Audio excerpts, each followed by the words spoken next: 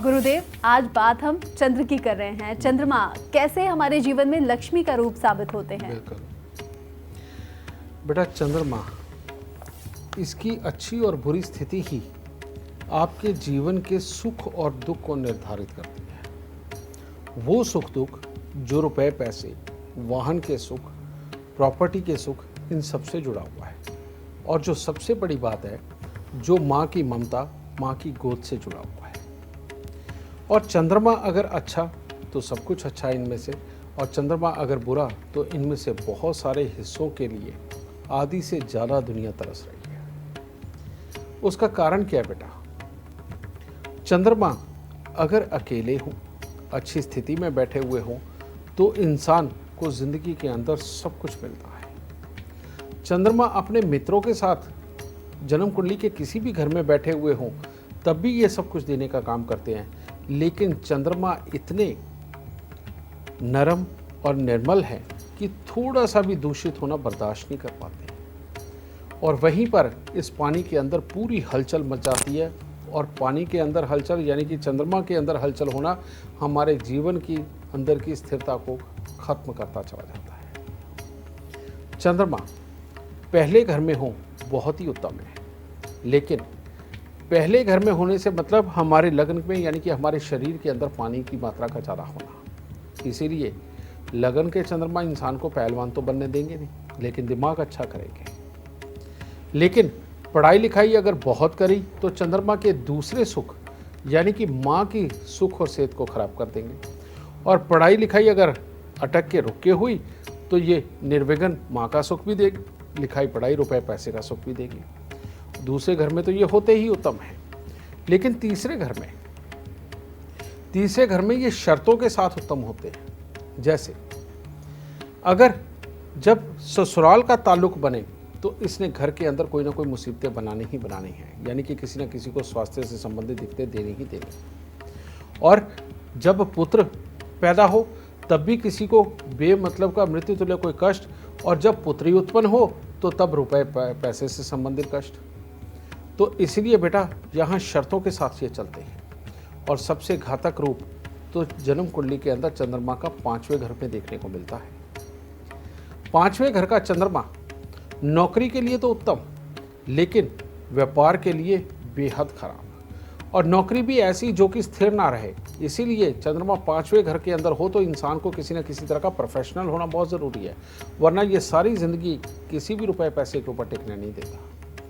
और चंद्रमा 5वें घर में हो और 11वें या 9वें घर के अंदर पापी ग्रह बैठे हों तो ज़िंदगी स्वर्ग जैसी। लेकिन चंद्रमा 5वें घर में हो, 11वें या 9वें घर के अंदर अपने दोस्त मित्र ग्रह बैठे हों चंद्रमा के, तो सारी ज़िंदगी के लिए ऐसे हालात कर देता है कि जैसे धन का समंदर सिर्फ हमारे लिए ही सूख गया हो और दुनिया के लिए आराम का हो। ठीक है बेटा, चंद्रमा के ऊपर ही सब कुछ निर्धारित है। फिर 9वें घर में बोलते हैं कि चंद्रमा बहुत उत्तम।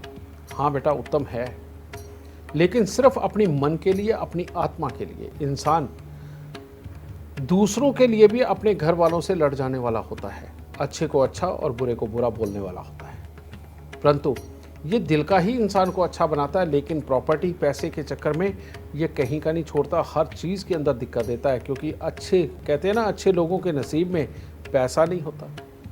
बेटा, ये वही चंद्रमा है जो इंसान को अच्छा बनाता है लेकिन पैसा नहीं देता।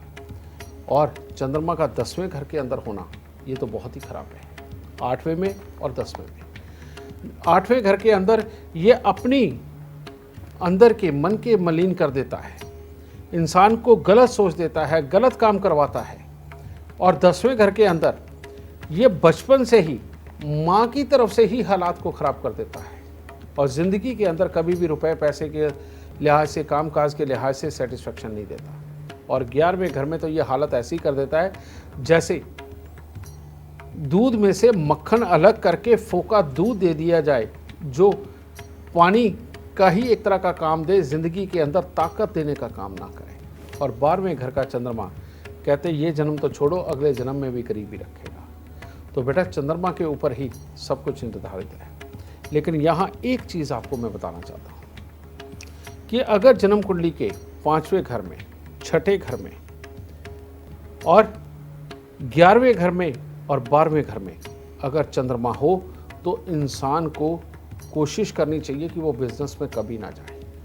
वो सिर्फ और सिर्फ नौकरी पे रहेगा तो ही जीवन के अंदर कामयाबी पाएगा, और अगर बिजनेस करेगा तो उसको ज़िंदगी के अंदर बहुत बड़ी उथल पुथल सहने को मिलेगी, यानी कि कामयाबी बिल्कुल नहीं देगा। और 9वें घर के अंदर अगर हो तो इंसान को आध्यात्मिक काम करके, एनजीओ वगैरह खोल करके या सेवा भाव के किसी भी तरह के कामों के अंदर उतर करके लोगों की सेवा करके फिर धन कमाना चाहिए, समझिए।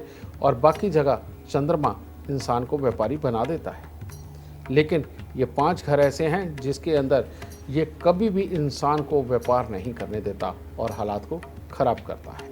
और जन्म कुंडली का 7वां घर, 7वें घर के अंदर ये वाकई में लक्ष्मी अवतार है।